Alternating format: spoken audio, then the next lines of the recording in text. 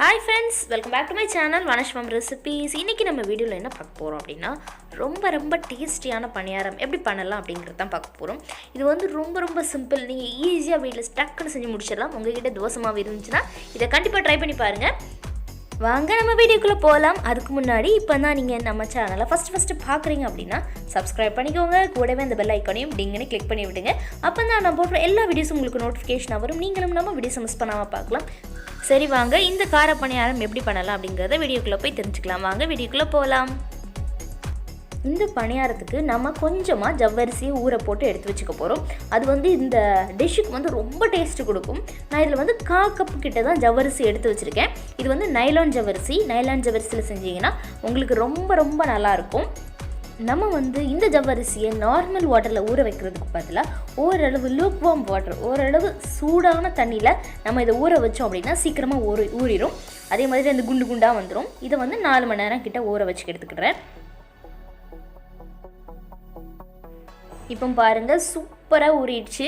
எல்லாமே அந்த தண்ணியெல்லாம் இழுத்துக்கிட்டு அது மட்டும் நல்லா புசுன்னு ஊறிடுச்சு. உங்களுக்கு கேமராக்கு நட்ட தெரியும் அப்படின்னு நினைக்கிறேன். நம்ம எவ்வளோண்டு ஜவ்வரிசி போட்டோம், இது இப்போ எவ்வளோ வந்துருச்சு பார்த்தீங்களா? இந்த மாதிரி கம்மியாக போட்டாலே போதும். நமக்கு நிறைய ஜவ்வரிசி ஊறினதுக்கு அடுத்து நிறைய கிடைக்கும். அதனால் கம்மியாகவே போட்டுக்கோங்க. இப்போ வந்து நான் எல்லாமே ரெடி ஆகிடுச்சு. இப்போ வந்து தோசை மாவு இருக்குல்ல, நான் இதில் வந்து கார்ன்ஃப்ளவர் போட்டுக்கிறேன். அந்த டெக்ஸ்சர் கொடுக்கறதுக்காக தான் நான் கொஞ்சமாக கார்ன்ஃப்ளவர் போடுறேன். ஒரு 3 ஸ்பூன் கிட்ட கார்ன்ஃப்ளவர் போட்டுக்கிறேன். நம்ம கார்ன்ஃப்ளவர் ஆட் பண்ணுறதுனால நல்ல மொறுன்னு கிறிஸ்பியாக சூப்பராக இருக்கும். அதனால தான் நான் கார்ன்ஃப்ளவர் ஆட் பண்ணுறேன். இதை வந்து நல்லா மிக்ஸ் பண்ணிக்கோங்க. இதில் வந்து கொஞ்சமாக உப்பு போட்டுக்கோங்க. தேவையான அளவு உங்களுக்கு எவ்வளோ தேவையோ அந்த அளவுக்கு நீங்கள் இதில் உப்பு போட்டுக்கோங்க. போட்டுட்டு இதை நம்ம நல்லா கிண்டி விட்டுக்கலாம். நீங்கள் தோசை மாவு வச்சுருந்தீங்கன்னா இப்போ உடனே இதை ட்ரை பண்ணி பாருங்கள்.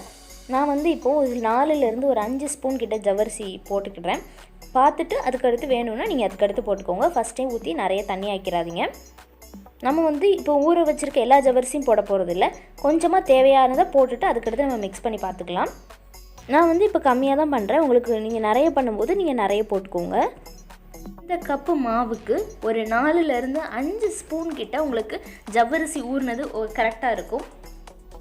இப்போ வந்து இதில் நான் ஒரு 2 டேபிள் ஸ்பூன் கிட்ட தயிர் ஊற்றிக்கிடுறேன். ரொம்ப புளிச்சிருக்கக்கூடாது தயிர், ஓரளவு மீடியமான தயிரை ஊற்றுனீங்கன்னா உங்களுக்கு ரொம்ப நல்லாயிருக்கும். இது 2 ஸ்பூன் கிட்ட நம்ம ஊற்றிக்கலாம். இதில் வந்து நம்ம கொஞ்சமாக தேவையான அளவு உப்பு போட்டுக்கலாம். அந்த கிளிப்பை மிஸ் பண்ணிட்டேன். இப்போ வந்து நம்ம வெஜிடபிள்ஸ் எல்லாம் சாட்டே பண்ணி எடுத்துகிட்டு வந்துடலாம். இது இப்படியே இருக்கட்டும். இப்போ வந்து இந்த பேனில் நம்ம கொஞ்சமாக ஆயில் ஊற்றிக்கலாம். இந்த ஆயில் நல்லா ஹீட் ஆகட்டும். இப்போ வந்து இந்த ஆயில் நல்லா ஹீட் ஆகிடுச்சு. இதில் வந்து நம்ம கொஞ்சமாக ஜீரகம் போட்டுக்கலாம். இந்த ஜீரகம் இந்த ஆயிலில் நல்லா பொரிஞ்சு வரட்டும். உங்களுக்கு வேணும் அப்படின்னா நீங்கள் நெய் கூட ஆட் பண்ணிக்கலாம், நல்லா தான் இருக்கும். இந்த ஜீரகம் நல்லா பொரிஞ்ச உடனே இதில் கொஞ்சமாக கடுகு போட்டுக்கலாம். நான் எப்போதுமே கடுகும் உளுந்தம்பருப்பும் சேர்த்து தான் ரப்பால் போட்டு வச்சுருப்பேன், அதனால் அதையும் போட்டுக்கிட்டேன். இதுவும் நல்லா பொரிஞ்சு வரட்டும். இப்போது இதில் வந்து நம்ம வெங்காயம் போட்டுக்கலாம். நான் சின்னதாக கட் பண்ணி வச்சுருக்கேன். நான் பெரிய வெங்காயம் தான் போட்டிருக்கேன். உங்களுக்கு வேணும்னா நீங்கள் சின்ன வெங்காயம் கூட போட்டுக்கோங்க. இதை வந்து நம்ம ஸ்லைஸ் பண்ணக்கூடாது, ரஃப்பாக சாப் பண்ணணும். இப்போ இதை வந்து நல்லா மிக்ஸ் பண்ணி விட்டுக்கலாம். நம்ம இந்த வெஜிடபிள்ஸ் எல்லாம் சாப்பிடாத குழந்தைங்கள்லாம் இருப்பாங்கள்ல, அவங்களுக்கு இந்த கார பணியாரம் நீங்கள் செஞ்சு கொடுங்களேன், கண்டிப்பாக அவங்க சாப்பிட்ருவாங்க. இப்போது இதில் வந்து நம்ம பச்சை மிளகாய் போட்டுக்கலாம். நான் சின்ன பீசஸாக கட் பண்ணி வச்சுருக்கேன், அதை போட்டுக்கிடுறேன். போட்டு திருப்பியும் நம்ம நல்லா வதக்கிக்கலாம். இப்போ வந்து இதில் வந்து கொஞ்சமாக கருவேப்பிலை எடுத்து வச்சுருக்கேன், அதையும் நான் போட்டுக்கிடுறேன். இது வந்து நல்ல ஃப்ளேவர் கொடுக்கும் இந்த நம்ம போட்டிருக்க ஐட்டம்ஸ் எல்லாமே. இதில் வந்து கொஞ்சமாக இஞ்சி பூண்டு பேஸ்ட் நான் எடுத்து வச்சுருக்கேன், அதையும் போட்டுக்கிடுறேன். போட்டு இதை நல்லா மிக்ஸ் பண்ணி விடுங்க. அதே மாதிரி இஞ்சி பூண்டு பேஸ்ட் போடும்போது அது ரொம்ப நல்லா இருக்கும் சாப்பிடும்போது. அதே மாதிரி இஞ்சி பூண்டு பேஸ்ட் நம்ம போடுறதுனால டைஜஷனுக்கும் நல்லாயிருக்கும். இப்போ வந்து இதில் வந்து நம்ம கேரட் போட்டுக்கலாம். நான் சின்னதாக கட் பண்ணி வச்சுருக்கேன். உங்களுக்கு வேணும்னா நீங்கள் துருவி கூட போட்டுக்கோங்க, அதுவும் நல்லாயிருக்கும். இது வந்து நம்ம நல்லா மிக்ஸ் பண்ணி விட்டுக்கலாம். இதில் வந்து உங்களுக்கு விருப்பப்பட்ட காய்கறிகள் கூட போடலாம். பீன்ஸ் போடலாம். நான் பீன்ஸ் போடலை. இதில் வந்து நான் கோஸ் போட்டுக்கிறேன். கோஸ் போட்டிங்கன்னா இன்னும் நல்லாயிருக்கும் அந்த பணியாரத்துக்கு. அதனால் இதில் நான் கோஸ் போட்டுக்கிறேன். கோஸ் வந்து நம்ம கொஞ்சம் கடைசியாக போட்டால் போதும். ஏன் அப்படின்னா அது வந்து ஈஸியாக வதங்கிடும். அதே மாதிரி அது நல்லா வதங்கிடுச்சு அப்படின்னா அந்த அளவுக்கு டேஸ்ட்டாக இருக்காது. ஸோ ஒரு மீடியமாக வதங்கணும், ரொம்ப வதங்கக்கூடாது. அப்போ தான் இது நல்லா கிறிஸ்பியாகவும் அந்த ஜவ்வரிசி கடிக்கும்போது ரொம்ப நல்லாயிருக்கும். கண்டிப்பாக நீங்கள் ஒரே ஒரு தடவை ட்ரை பண்ணி பாருங்கள்.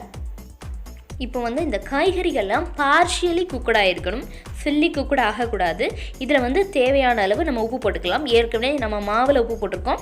அதே மாதிரி நம்ம அந்த ஜவ்வரிசியெல்லாம் ஆட் பண்ணதுக்கு அடுத்து கொஞ்சம் உப்பு போட்டோம். அதனால் இதுலேயும் உப்பு போடவே இல்லை, பார்த்து போட்டுக்கோங்க. இப்போ வந்து இதில் நம்ம மிளகாய்த்தூள் போட்டுக்கலாம். உங்களுக்கு தேவையான அளவு நீங்கள் போட்டுக்கோங்க. நான் 1 டேபிள் ஸ்பூன் கிட்ட போட்டிருக்கேன். இதை போட்டு நம்ம நல்லா மிக்ஸ் பண்ணி விட்டுக்கலாம். இதில் வந்து கொஞ்சமாக மஞ்சள் தூள்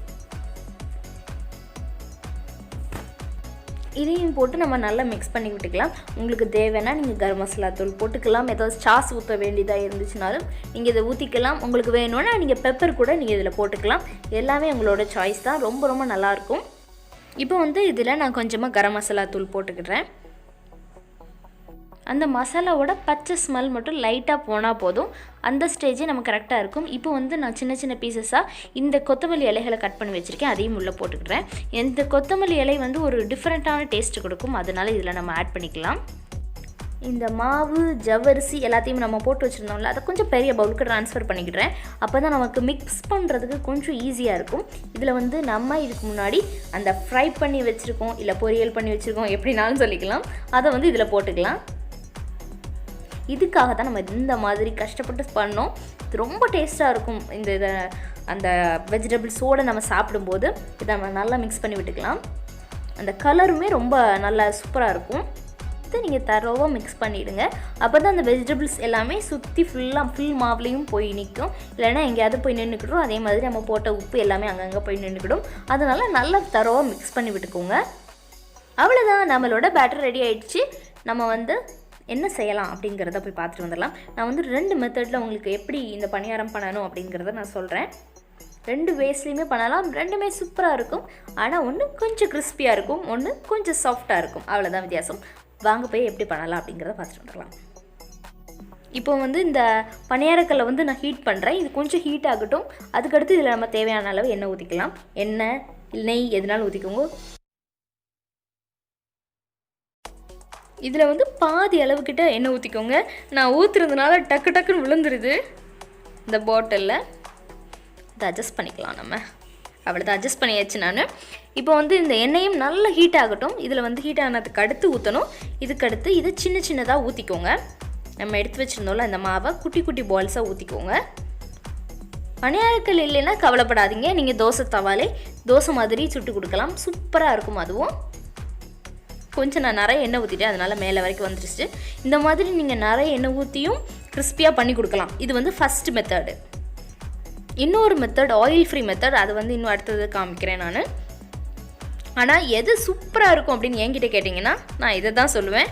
ரொம்ப ரொம்ப நல்லாயிருக்கும் இந்த மெத்தட். எண்ணெயிலே பண்ணுறதுனால எப்போதுமா சாப்பிட போகிறோம், எப்போமாவது சாப்பிட்லாம், தப்பு கிடையாது. இதை வந்து நம்ம திருப்பி போட்டுக்கலாம். இப்போது இது வந்து அந்த கலர்லாம் சேஞ்ச் ஆகிரும். அப்போ தான் நம்ம திருப்பி போடணும். அதுக்கு முன்னாடி நம்ம திருப்பி போட்டோம்னா பிஞ்சிரும். அவ்வளோதான், நான் திருப்பி போட்டுட்டேன். நல்லா வெந்துருச்சு. கிறிஸ்பியாக இருக்கும் இந்த மெத்தடில் நீங்கள் பண்ணிங்கன்னா. எப்போமாவது பண்ணுறதுனால இந்த மாதிரி சாப்பிட்லாம், தப்பு இல்லைன்னு நினைக்கிறேன். இது வந்து இப்போ நல்லா கோல்டன் கலரில் வந்துருச்சு. அதனால் இது வந்து நல்லா குக் ஆகிடுச்சு அப்படிங்கிறத நீங்கள் கண்டுபிடிச்சிடலாம். இப்போ இதை வந்து நம்ம ஒரு பிளேட்டுக்கு ட்ரான்ஸ்ஃபர் பண்ணிடலாம். அதே மாதிரி ஃபஸ்ட்டு டைம் இப்போ இந்த மாவு வச்சு நம்ம ஃபஸ்ட் டைம் இந்த இதை சுட போகிறோம் அப்படின்னா கொஞ்சமாக ஃபஸ்ட்டு டைம் நம்ம கொஞ்சம் அதிகமாக எண்ணெய் ஊற்றிட்டோம் அப்படின்னா அதுக்கடுத்து எல்லாமே கரெக்டாக வந்துடும். ஃபஸ்ட்டே நம்ம எண்ணெயை தடவி இந்த பணியாரத்தை சுட்டோம் அப்படின்னா அந்த அளவுக்கு ஈஸியாக இது வந்து வராது. அதனால ஃபஸ்ட்டு டைம் வந்து நான் நல்லா எண்ணெய் ஊற்றி பண்ணுறேன். இதே மாதிரி நீங்கள் ஃபுல்லாக எண்ணெய் ஊற்றியும் பண்ணலாம், தப்பு கிடையாது. ஆனால் அதுக்கடுத்து நம்ம எண்ணெயை வந்து கொஞ்சமாக ப்ரஷ் பண்ணிவிட்டு கூட நீங்கள் பண்ணலாம், அதுவும் நல்லா தான் இருக்கும். அவ்வளோதான், நம்ம எல்லா பணியாரத்தையும் எடுத்தாச்சு. இதை எடுத்துடுறேன். இதுக்கடுத்து நெக்ஸ்ட் மெத்தட் பார்த்துடலாம். இதுக்கடுத்து நான் எல்லாத்தையுமே சும்மா அந்த எண்ணெய் மட்டும் க்ரீஸ் பண்ணிவிட்டு நான் சுட போகிறேன். இது வந்து இந்த ப்ரஷ் வச்சு எல்லாத்தையும் நம்ம க்ரீஸ் பண்ணி விட்டுக்கலாம். அப்போ தான் சைடில் கொஞ்சம் ஒட்டாமல் வரும். அதனால தான் நம்ம கொஞ்சம் க்ரீஸ் பண்ணிக்கிடுறோம். நம்ம சேனலில் இதுக்கு முன்னாடி ஒரு பணியாரம் ரெசிபி போட்டிருந்தேன். நீங்கள் அதை பார்க்கலன்னா போய் பாருங்கள். ரொம்ப நல்லாயிருக்கும் அந்த பணியாரம். அதோட லிங்க் வந்து நான் டிஸ்கிரிப்ஷனில் தரேன். நெய் அப்பம் அப்படின்னு அதுக்கு பேர் வச்சுருந்தேன். ரொம்ப ரொம்ப நல்லாயிருக்கும். இது மாதிரி நான் எங்கேயும் சாப்பிட்டது கிடையாது. அது வந்து நானே சரி இதை இந்த மாதிரி சும்மா செஞ்சு பார்த்தது தான். பட் ரொம்ப நல்லா வந்துச்சு. இப்போ வந்து இந்த மாவு இதில் ஊற்றிடலாம். நான் அதை வந்து லிங்க் வந்து டிஸ்கிரிப்ஷன்லேயும் தரேன், கார்ட்லேயும் தரேன். நீங்கள் போய் செக் பண்ணி பாருங்கள். கண்டிப்பாக ட்ரை பண்ணி பாருங்கள். செக் பண்ணுறது மட்டும் இல்லை, அது வந்து அந்த அளவுக்கு வேறு லெவலில் இருக்கும் டேஸ்ட்டு. ஒரு அதிரசம் சாப்பிட்டா என்ன ஃபீலில் இருக்கும் அந்த ஃபீல் இருக்கும் நம்ம வந்து அந்த பணியாரம் செய்யும்போது. அதே மாதிரி எத்தனை நாள் வச்சுக்கலாம், அந்த அளவுக்கு ரொம்ப நல்லாயிருக்கும். அந்த டிஷ்ஷை பற்றியே நான் சொல்லிகிட்ருக்கேன். அது வந்து ரொம்ப நல்லாயிருக்கும், அதனால சொன்னேன். இதுவும் சூப்பராக இருக்கும். கண்டிப்பாக இதையும் ட்ரை பண்ணி பாருங்கள். ட்ரை பண்ணி பார்த்துட்டு நம்மளோட கமெண்ட் பாக்ஸ் வந்து உங்களுக்காக மட்டுமே அது வந்து காத்துட்ருக்கு. உங்களோட கமெண்ட்ஸ்க்காகவே. கண்டிப்பாக உங்களோட சப்போர்ட்டு அந்த கமெண்ட்ஸ் மூலமாக எனக்கு தெரிவிக்கலாம். உங்களோட கமெண்ட்ஸ்க்காக நான் எதிர்பார்க்குறேன். இது திருப்பி போட்டாச்சு, நல்லா வெந்துருச்சு. இதை வந்து நம்ம எடுத்து வச்சிடலாம் பிளேட்டில். இது வந்து அந்த அளவுக்கு ஆயிலியாக இருக்காது, பட் அதே அளவுக்கு ரொம்ப கிறிஸ்பியாகவும் இருக்காது. மீடியமாக இருக்கும், பட் அதே டேஸ்ட் இருக்கும். டேஸ்ட்டில் எந்த டிஃப்ரென்ஸும் இருக்காது. டேஸ்ட் நல்லாயிருக்கும், பட் கொஞ்சம் கிறிஸ்பி கம்மியாக இருக்கும். அவ்வளோதான் நம்மளோட இந்த பணியாரம் சூப்பராக ரெடி ஆகிடுச்சு. உங்கள் எல்லாத்துக்கும் இந்த ரெசிபி கண்டிப்பாக பிடிக்கும் அப்படின்னு நினைக்கிறேன். கண்டிப்பாக எனக்காக உங்கள் வீட்டில் ட்ரை பண்ணி பார்த்துட்டு எப்படி இருந்துச்சு அப்படிங்கிறத எனக்கு கமெண்ட் பண்ணுங்கள். உங்களோட கமெண்ட்ஸ்க்காக நான் காத்துக்கிட்டே இருக்கேன். உங்களுக்கு இந்த வீடியோ ரொம்ப பிடிச்சிருந்துச்சு அப்படின்னா லைக் பண்ணுங்கள். உங்கள் ஃப்ரெண்ட்ஸ் அண்ட் ரிலேட்டிவ்ஸோடு ஷேர் பண்ணுங்கள். அதே மாதிரி நம்ம சேனலும் உங்களுக்கு பிடிச்சிருந்துச்சுன்னா நீங்கள் மறக்காமல் சப்ஸ்கிரைப் பண்ணுங்கள்.